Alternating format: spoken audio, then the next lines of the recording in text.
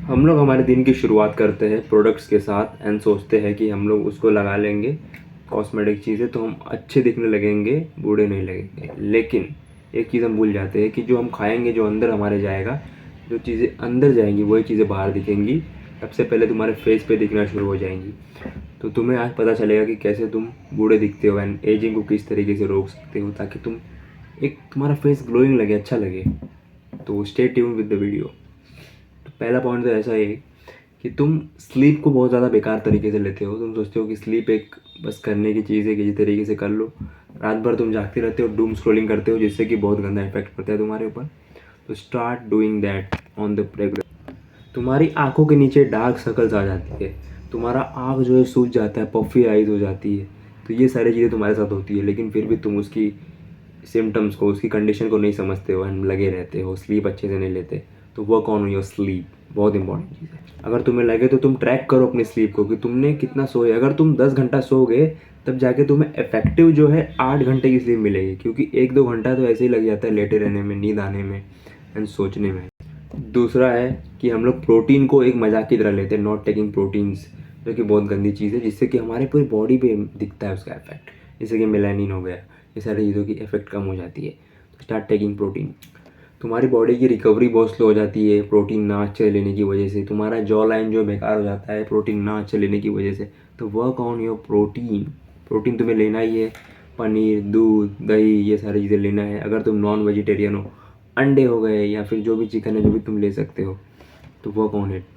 तीसरा पॉइंट है डिहाइड्रेशन। हम लोग सोचते हैं कि पानी बस पीने की चीज़ है, करने की चीज़ है, बट एक चीज़ भूल जाते हैं, हमारी बॉडी जो है वो पानी से ज़्यादा बनी हुई है। तो हमें पानी जो है ज़्यादा लेना चाहिए, ज़्यादा इंटेक करना चाहिए।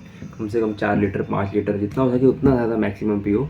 लेकिन ओवर भी मत करो, किसी चीज़ का अतः भी बेकार होता है एंड लो भी बेकार होता है। तो इसलिए एक जो इम्पोर्टेंट चीज़ है, जिसका लेवल बना हुआ है, उतना अमाउंट में अपने अंदर पानी लेते रहो, बहुत ज़रूरी है। चौथा पॉइंट है कि तुम्हें ज़्यादा से ज़्यादा स्ट्रेस को कम करना है, क्योंकि हम लोग क्या करते हैं, स्ट्रेस लेना शुरू कर देते हैं, जिससे कि कोर्टिजोल का लेवल जो है वो इंक्रीज़ हो जाता है एंड हमारी बॉडी में क्या होता है, ब्लड जलना शुरू हो जाता है, टेंशन आने लगता है, फेस पूरा दिखने लगता है कि ये बंदे को टेंशन है एंड बहुत सारी चीज़ें होने लगती है। टेंशन की वजह से हम सो नहीं पाते हैं, मतलब ओवरऑल सारी चीज़ों पे इफेक्ट करता है वो।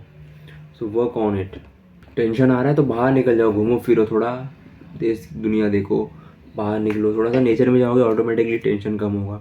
एंड जब टेंशन आए तो थोड़ा सा रिलीफ करो, सांस अंदर बाहर, इनहेल एंड एक्सेल करो अपनी ब्रीथिंग को, जिससे कि तुम्हें बहुत ज़्यादा इफेक्ट अच्छा मिलेगा।